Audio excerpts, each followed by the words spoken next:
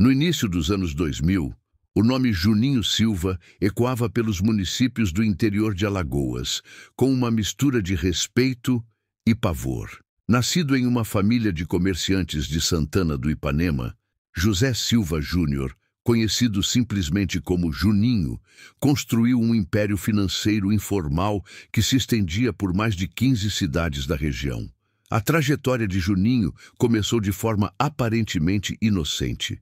Filho de um pequeno comerciante local, ele demonstrou desde jovem uma habilidade incomum para os negócios e uma percepção aguçada sobre as necessidades financeiras da população rural. Aos 25 anos, após herdar uma pequena quantia do pai, Juninho iniciou suas atividades como emprestador de dinheiro, oferecendo crédito rápido para agricultores, pequenos comerciantes e famílias em dificuldades. O diferencial de Juninho não estava apenas na agilidade dos empréstimos, mas também na sua capacidade de avaliar riscos e na forma como tratava os inadimplentes. Inicialmente, suas práticas seguiam padrões relativamente convencionais. Juros altos, mas dentro do esperado para o mercado informal, e métodos de cobrança que, embora firmes, não ultrapassavam os limites da legalidade. A mudança de comportamento de Juninho Silva começou a ser notada pelos moradores locais por volta de 2005. Segundo relatos de antigos conhecidos, ele passou a demonstrar uma personalidade cada vez mais autoritária e inflexível. Aqueles que não conseguiam honrar seus compromissos financeiros começaram a enfrentar consequências que iam muito além da simples cobrança de dívidas. O modus operandi de Juninho era calculado e sistemático. Ele mantinha um cadastro detalhado de todos os seus clientes, com informações pessoais, familiares e profissionais. Essa base de dados se tornaria fundamental para suas estratégias de pressão psicológica. Quando um devedor atrasava o pagamento, Juninho não recorria imediatamente à violência física, mas sim a uma campanha de humilhação pública que se mostrava extremamente eficaz.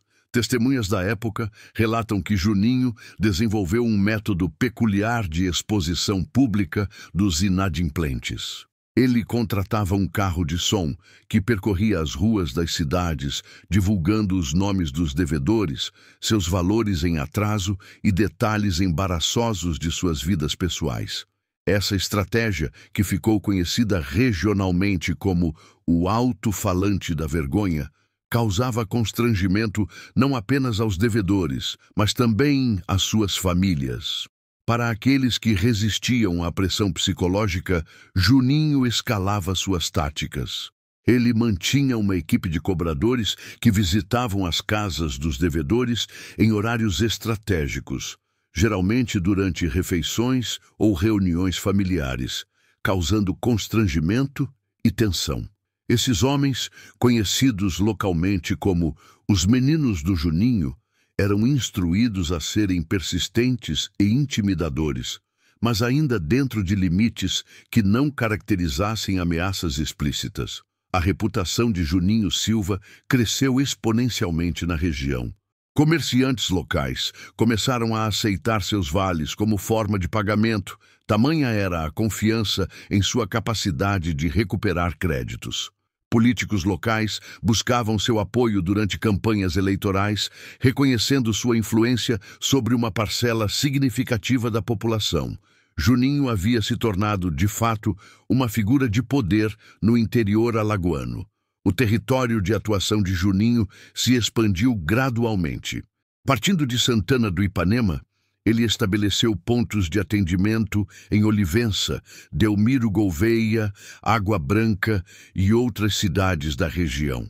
Cada localidade tinha seus próprios cobradores e informantes, criando uma rede de monitoramento que permitia a Juninho acompanhar de perto a situação financeira de seus clientes. A metodologia de Juninho para avaliar pedidos de empréstimo era sofisticada para os padrões da época. Ele não se limitava a verificar a capacidade de pagamento imediata do solicitante, mas investigava profundamente sua rede de relacionamentos, propriedades familiares e fontes alternativas de renda. Essa abordagem lhe permitia oferecer crédito para pessoas que não conseguiriam empréstimos em instituições financeiras tradicionais, mas também lhe dava informações valiosas para futuras cobranças. Os juros praticados por Juninho variavam conforme o perfil do cliente e o prazo do empréstimo. Para conhecidos e comerciantes estabelecidos, ele oferecia taxas relativamente moderadas, em torno de 10% ao mês. Para clientes de maior risco, especialmente aqueles em situação de desespero financeiro, os juros podiam chegar a 20% ou até 30% mensais. Esses valores, embora altos, eram justificados pela ausência de burocracia e pela rapidez na liberação do dinheiro. A transformação completa da personalidade de Juninho Silva ocorreu gradualmente, mas foi observada com preocupação por aqueles que o conheciam desde a juventude. Antigos amigos relatam que ele se tornou cada vez mais desconfiado, controlador e impiedoso em suas decisões. A prosperidade financeira parecia ter despertado nele um lado sombrio que poucos imaginavam existir. A partir de 2008, as práticas de Juninho Silva se tornaram progressivamente mais agressivas e cruéis. O que começara como um negócio de empréstimos havia se transformado em um sistema de opressão que afetava profundamente a vida de centenas de famílias no interior de Alagoas. Os métodos de cobrança evoluíram de constrangimentos públicos para atos de intimidação física e psicológica que beiravam a tortura. Os relatos sobre as práticas de Juninho durante este período são perturbadores, mesmo quando contados com a discrição necessária. Devedores que não conseguiam honrar seus compromissos eram submetidos a rituais de humilhação elaborados e prolongados. Juninho desenvolveu um sistema de punições graduais que começava com exposição pública e evoluía para métodos mais severos de pressão. Uma das táticas mais relatadas era o que testemunhas chamavam de teatro da vergonha. Juninho obrigava devedores inadimplentes a permanecerem em pé na praça central de suas cidades durante horas, portando cartazes que descreviam suas dívidas e fracassos pessoais. Familiares eram frequentemente incluídos nessas demonstrações, especialmente cônjuges e filhos adolescentes, criando traumas que se estendiam muito além do devedor original. Para casos de inadimplência mais grave, Juninho recorria a métodos de confinamento temporário. Uma antiga fazenda nos arredores de Santana do Ipanema foi convertida em local de reflexão para devedores rebeldes. Lá, pessoas eram mantidas em condições precárias, com alimentação reduzida e exposição ao clima, até que aceitassem renegociar suas dívidas sob termos ainda mais desfavoráveis. As investigações posteriores revelaram que Juninho mantinha registros detalhados de suas atividades punitivas. Fotografias, gravações de áudio e documentos escritos demonstravam o nível de organização e frieza com que conduzia suas operações. Esses registros sugeriam que ele obtinha satisfação pessoal com o sofrimento de suas vítimas, transformando a cobrança de dívidas em uma forma perversa de entretenimento. A rede de informantes de Juninho se expandiu para incluir funcionários públicos, comerciantes locais e até mesmo membros do clero. Essa infiltração lhe permitia antecipar tentativas de fuga de devedores, obter informações sobre bens familiares ocultos e exercer pressão através de canais que suas vítimas consideravam seguros. Padres, professores e funcionários da prefeitura relatavam posteriormente ter sido coagidos a fornecer informações sobre famílias em dificuldades. O aspecto mais perturbador das operações de Juninho era sua capacidade de corromper relacionamentos familiares e comunitários. Ele frequentemente oferecia recompensas para familiares que denunciassem tentativas de fuga ou ocultação de bens. Filhos eram incentivados a informar sobre as atividades dos pais, criando um clima de desconfiança que fragmentava comunidades inteiras. Os métodos de Juninho para lidar com resistência incluíam táticas psicológicas sofisticadas. Ele estudava as vulnerabilidades emocionais de suas vítimas e as explorava sistematicamente. Pais eram forçados a assistir humilhações impostas a seus filhos. Esposas eram separadas de seus maridos durante períodos de acerto de contas. E indivíduos com problemas de saúde mental eram submetidos a pressões específicas que agravavam suas condições. A influência de Juninho Silva atingiu seu ápice por volta de 2010, quando ele controlava efetivamente a economia informal de pelo menos 10 municípios alagoanos. Sua aprovação era necessária para a realização de grandes negócios na região, e políticos locais frequentemente buscavam seu endosso para suas campanhas. Juninho havia se tornado, na prática, um governante paralelo que operava fora do alcance das autoridades constituídas. A queda de Juninho Silva começou com a coragem de uma única vítima. Maria Santos, uma comerciante de Água Branca, que havia perdido seu negócio e quase sua família devido às práticas de Juninho, decidiu procurar as autoridades estaduais para denunciar formalmente suas atividades. Sua denúncia, apoiada por documentos e testemunhas, desencadeou uma investigação que revelaria a extensão completa do império criminoso de Juninho. As investigações conduzidas pela Polícia Civil de Alagoas, com apoio do Ministério Público, revelaram um esquema complexo que envolvia não apenas agiotagem, mas também lavagem de dinheiro, corrupção de funcionários públicos e formação de organização criminosa. Os registros mantidos pelo próprio Juninho se tornaram evidências cruciais contra ele, demonstrando a extensão de suas atividades ilegais. O julgamento de Juninho Silva atraiu atenção nacional, tornando-se um marco na luta contra a agiotagem no Nordeste brasileiro. Dezenas de vítimas prestaram depoimento, revelando detalhes chocantes sobre os métodos empregados pelo acusado. As audiências frequentemente precisavam ser interrompidas devido ao estado emocional das testemunhas ao relatar suas experiências. Em 2012, Juninho Silva foi condenado a 25 anos de prisão por uma série de crimes que incluíam formação de quadrilha, extorsão, cárcere privado e lesão corporal. Vários de seus colaboradores também receberam sentenças menores, desmontando completamente a organização que aterrorizou o interior de Alagoas por mais de uma década. O legado de Juninho Silva permanece como um lembrete sombrio dos perigos da agiotagem descontrolada e da importância da regulamentação financeira adequada. Muitas de suas vítimas ainda lidam com traumas psicológicos resultantes de suas experiências, e algumas comunidades levaram anos para se recuperar completamente do clima de medo que ele havia instaurado. Sua história serve como alerta sobre como a ausência de alternativas de crédito legal pode criar espaço para a exploração sistemática de populações vulneráveis. O caso de Juninho Silva, embora extremo em sua crueldade, representa apenas a ponta do iceberg de um problema que assola milhões de brasileiros diariamente. A agiotagem no Brasil movimenta cifras bilionárias anualmente, operando nas sombras de um sistema financeiro que exclui grande parte da população do acesso ao crédito formal.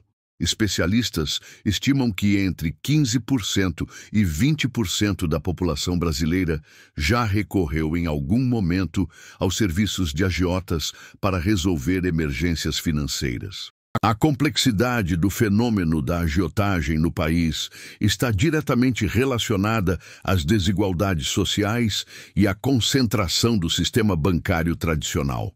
Milhões de brasileiros, especialmente nas periferias urbanas e no interior, não possuem acesso a produtos financeiros básicos ou enfrentam burocracias que tornam impossível obter crédito em momentos de necessidade urgente. Essa lacuna no sistema formal é preenchida pelos agiotas, que operam com agilidade, mas cobram juros extorsivos e frequentemente recorrem à violência. O perfil típico das vítimas de agiotagem no Brasil inclui pequenos comerciantes, trabalhadores informais, aposentados, donas de casa e estudantes universitários. Pesquisas realizadas pelo Instituto Brasileiro de Defesa do Consumidor revelam que a maioria das pessoas que recorre a agiotas está enfrentando emergências médicas, necessidades educacionais urgentes ou crises temporárias em pequenos negócios. A vulnerabilidade dessas situações torna as vítimas alvos fáceis para práticas predatórias. Os métodos empregados por agiotas em todo o território nacional variam conforme a região e o perfil socioeconômico das vítimas, mas mantêm características comuns alarmantes. Nas grandes cidades, a agiotagem frequentemente se camufla através de empresas de consultoria financeira ou empréstimos pessoais que operam em zonas cinzentas da regulamentação. No interior e nas periferias, como no caso de Juninho Silva, os agiotas mantêm estruturas mais visíveis e territoriais, exercendo controle direto sobre comunidades inteiras. A questão da impunidade representa um dos aspectos mais preocupantes do problema da agiotagem no Brasil. Dados do Conselho Nacional de Justiça indicam que menos de 5% dos casos de agiotagem denunciados resultam em condenações efetivas. Essa baixa taxa de punição decorre de múltiplos fatores estruturais que favorecem a perpetuação dessas práticas criminosas. O primeiro obstáculo para o combate efetivo à agiotagem é a dificuldade de obtenção de provas.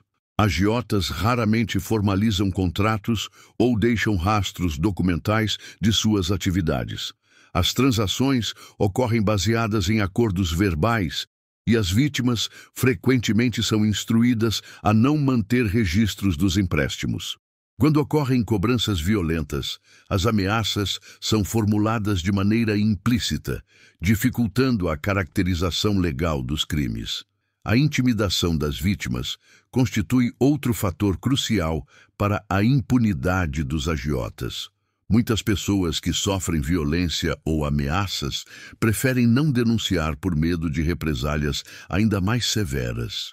Os agiotas frequentemente demonstram conhecimento detalhado sobre a vida pessoal e familiar de suas vítimas, incluindo rotinas, locais de trabalho e escola dos filhos, criando um clima de terror que inibe denúncias. A infiltração de agiotas em comunidades locais também contribui para a impunidade. Em muitas regiões, especialmente no interior, os agiotas estabelecem relacionamentos com autoridades locais, comerciantes influentes e líderes comunitários. Essa rede de proteção informal dificulta investigações e pode resultar em vazamento de informações sobre vítimas que decidem denunciar. O sistema judiciário brasileiro enfrenta limitações estruturais significativas para lidar adequadamente com crimes de agiotagem. A falta de especialização de muitos operadores do direito nessa modalidade criminosa resulta em dificuldades para enquadrar adequadamente as condutas e aplicar as penalidades apropriadas. Além disso, a sobrecarga do sistema judiciário frequentemente relega casos de agiotagem a um segundo plano de prioridades. A legislação brasileira, embora contemple punições para a agiotagem através do crime de usura e outros dispositivos, apresenta lacunas que são exploradas por advogados especializados em defender agiotas. A definição legal de juros abusivos, por exemplo, permite interpretações que beneficiam os acusados, especialmente quando não há documentação formal dos empréstimos. As consequências sociais da agiotagem transcendem os aspectos financeiros, gerando impactos profundos na saúde mental e na estrutura familiar das vítimas. Estudos realizados por psicólogos sociais demonstram que pessoas submetidas à pressão de agiotas desenvolvem frequentemente quadros de ansiedade, depressão e transtorno de estresse pós-traumático. Crianças em famílias endividadas com agiotas apresentam rendimento escolar reduzido e problemas comportamentais. O ciclo de endividamento criado pela agiotagem frequentemente se perpetua por gerações. Filhos de vítimas podem herdar dívidas ou ser coagidos a assumir compromissos financeiros para proteger seus pais. Essa transmissão intergeracional da vulnerabilidade financeira contribui para a manutenção de ciclos de pobreza e exclusão social. A resposta das autoridades brasileiras ao problema da agiotagem tem sido historicamente insuficiente e fragmentada. Operações policiais espetaculares ocasionalmente prendem agiotas de grande porte, mas raramente resultam no desmantelamento completo das organizações criminosas.